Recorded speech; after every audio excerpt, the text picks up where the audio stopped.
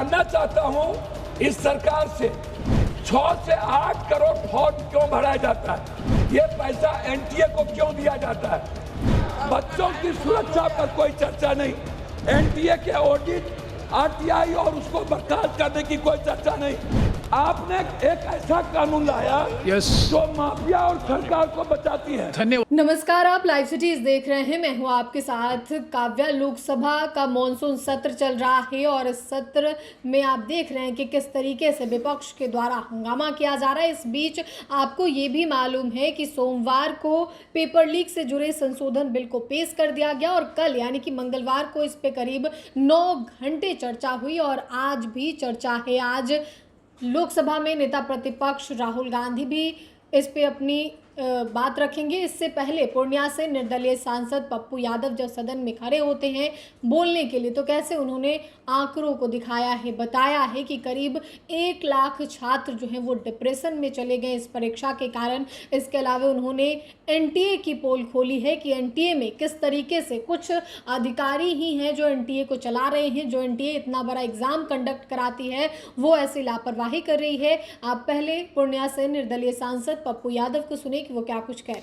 किसी भी व्यवस्था के पहले आरटीआई और ऑडिट, सरकार सबसे पहले उसको किसी भी बिल लाने के पहले उससे अलग रखती है। ऑडिट क्यों नहीं होता है किसी भी पदाधिकारी का, किसी भी व्यवस्था का ऑडिट, और आरटीआई क्यों उससे दूर कर दिया जाता है।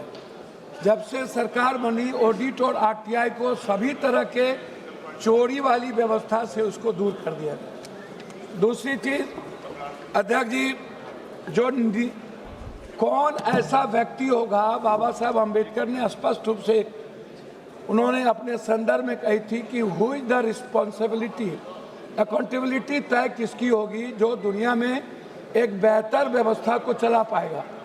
जब इस कंट्री में हमारे नेता, पदाधिकारी और माफिया सभी लोग मिलकर, आपसे मैं सिर्फ इतना कहना चाहूँगा, 2019-20 में 2023-24 में एनटीए ने लगभग 3,554 करोड़ आय अर्जित की। 3,554 18 में एनटीए को लाया गया। उसके पहले वो मध्य प्रदेश में एजुकेशन में ये बड़े पदों पर थे। हाई कोर्ट ने इनको गिल्टी किया, फिर ये गिल्टी हुए। गिल्टी के बाद इनका प्रमोशन करके यूपीएससी का चेयरमैन बना दिया, फिर यूपीएससी के चेयरमैन में गिल्टी हुए, फिर इनको एनटीए का चेयरमैन बना दिया गया। एक ही पदाधिकारी दुनिया में इतने ईमानदार हैं कि जिनको बार बार इनको दुनिया के बड़े पदों पर रख दिया जाता है और एनटीए के बारे में कोई चर्चा नहीं होती है। दूसरी चीज, 26 तक केवल 24 ही पदाधिकारी एनटीए के पास है। मात्र 24 पदाधिकारी के द्वारा ये एनटीए चला रहे हैं, ये एग्जामिनेशन कंडक्ट कर रहे हैं। आपको आश्चर्य होगा सभापति महोदय, यह व्यक्ति, यह संस्था एक ऐसी संस्था है जिन्होंने 6 करोड़ से 8 करोड़ बच्चों का फॉर्म भरवाती है। 6 करोड़ से 8 करोड़, 20 लाख एग्जाम होता है 1 लाख नौकरी में, और 15 लाख एग्जाम होता है 1000 की नौकरी में जेई का, और नीट्स का होता है 20 लाख। 1 लाख नौकरी हम दे पाते हैं नहीं। हम कुछ बीएमएस में ले जाते हैं और कुछ हम बीएमएस के बाद नर्सिंग में ले जाते हैं। हमारे बच्चे क्या कहते हैं, क्या हुआ सर, पहली बार जब हमारे बच्चे ने एग्जाम दिया तो उनको लगा कि हम 490-500 के लगभग मार्क ले आएंगे। जब दूसरे बार एग्जाम दिया बच्चा तो उनको 290 डिप्रेस में चले गए।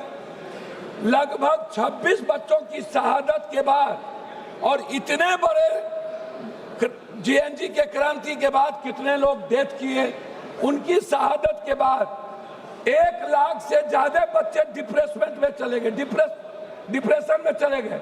उसकी चर्चा इस भारत में नहीं है कि जो पहली बार 500 मार्क्स लाते और दूसरी बार 296, पहले बार जो क्वेश्चन था वो ब्रॉड था और दूसरे बार जो क्वेश्चन आया वो सेलेक्टेड कर दिया गया। मैं जानना चाहता हूं इस सरकार से 6 से 8 करोड़ फॉर्म क्यों भराया जाता है, ये पैसा एनटीए को क्यों दिया जाता है, ये इसमें किसकी किसकी हिस्सेदारी है। दूसरी बात कि ये कहते हैं कि इन्वेस्टिगेशन कौन करेगा, इन्वेस्टिगेशन को तय कौन करेगा। सीबीआई ने 5 बेईमान और चोर को, जैसे संजय मुखिया को जिसने सबसे बड़ी चोरी की बिहार में क्वेश्चन रिकॉर्ड में, उसको बड़ी कर दिया। आप कह रहे हो एसआईटी, तो एसआईटी कौन बनाएगा, एसआईटी बनाएंगी सरकार। स्टेट के अधिकार को छीन लिया गया। हमारा उसमें आपसे रिक्वेस्ट है कि जो पेपर लीक मामला है, ये पेपर लीक से नहीं है, आप इसको इस रूप में मत देखिए, इसके टर्नओवर को देखिए। इसके 2026 में है छोटे वेंडरों के लिए 5 से 10 साल की सजा। आपने एनटीए के बारे में कुछ नहीं कहा। एसटीएफ बनाएंगे सत्ताधारी। आप 25 लाख बच्चे जो टारगेटेड हुए, उसमें भारत को अमेरिका के तर्ज पर एसएटी जीआरई मॉडल के तहत, सर अभी शुरू किए सर, नहीं कंप्यूटर बेस्ड एडोप्टेटिक टेस्टिंग लागू करनी चाहिए रियल टाइम के अनुसार। कोरिया सोगनम मॉडल अपनाना चाहिए, जहां पेपर सेट करने वाले सैकड़ों प्रोफेसर परीक्षा से 1 महीने पहले गुप्त स्थान पर कड़ी सुरक्षा में पूरी तरह आइसोलेट कैद कर दिया जाता है। चीन के गुआको एग्जाम की तरह भारत में भी कैंडिडेट्स को पकड़ने के लिए आधार लिंकेड फेशियल रिकॉग्निशन अनिवार्य होना चाहिए। चीन के ही तर्ज पर चीटिंग करने वाले उम्मीदवार को माफियाओं के नाम डेटाबेस में डालकर आजीवन सरकारी नौकरी सुविधा और ब्लैक लिस्टेड कर देना चाहिए। फिनलैंड अभी थी सिस्टम से सीख लेना चाहिए कि इंटरनेट वाले क्लोज लोकल एयर गैप पर होती है, जिससे बाहरी हैकिंग या डाटा ब्रीच समाप्त कीजिए। कोई गुंजाइश। जापान में 2021 में कॉमन टेस्ट रिफॉर्म्स के तहत परीक्षा रूट लर्निंग के साथ करना चाहिए। ब्रिटेन ट्योफाल के तर्ज पर भारत की एक स्वतंत्र नेशनल एग्जामिनेशन रेगुलेटरी बोर्ड हो, जिसमें कोई सरकार का इंटरफेरेंस नहीं हो। एनटीए प्राइवेट वेंडर्स को तकनीकी और सुरक्षा ऑडिट करे। मैं बता रहा हूं अध्यक्ष जी, सिंगापुर के तरह digital chain of custody blockchain तकनीकी इस्तेमाल हो, एग्जाम सेंटर तक पूरी तरह एनक्रिप्टेड रहे। एक ये रिक्वेस्ट है। प्राइवेट सेंटर जैसे छोटे, अध्यक्ष जी प्लीज स्कूल इंजीनियरिंग कॉलेज पर परीक्षा करवाना आउटसोर्सिंग तुरंत बंद करिए। आउटसोर्सिंग थर्ड पार्टी गलत है, बिना फुल प्रूफ के। श्री सोला सिंह जी, श्री सोला सिंह, सॉरी भोला सिंह, जुर्माना नहीं। श्री भोला सिंह, एक माफिया कमेटी है। मैं आपसे 1 मिनट में रिक्वेस्ट करूंगा। प्लीज कंक्लूड करो, प्लीज। आप कंक्लूड कर रहा हूं सर, मेरा रिक्वेस्ट है। धन्यवाद सभापति। एक सेकंड। अरे सर, मेरा रिक्वेस्ट इसमें यह है कि बच्चों की सुरक्षा पर कोई चर्चा नहीं, एनटीए के ऑडिट, आरटीआई और उसको बर्खास्त करने की कोई चर्चा नहीं। आपने एक ऐसा कानून लाया जो माफिया और सरकार को बचाती है। धन्यवाद, शुरू करो।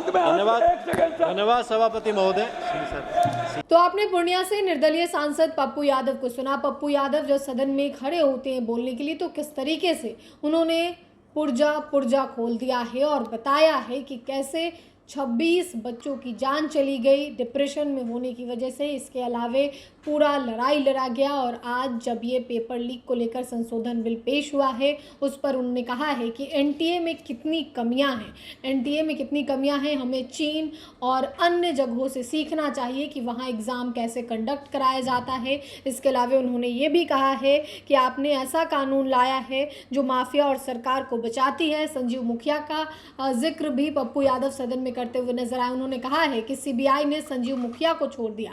फिलहाल के लिए इतना ही। साथ ही चैनल को सब्सक्राइब करें, फेसबुक पेज को लाइक करें। वीडियो देखने के लिए आपका धन्यवाद।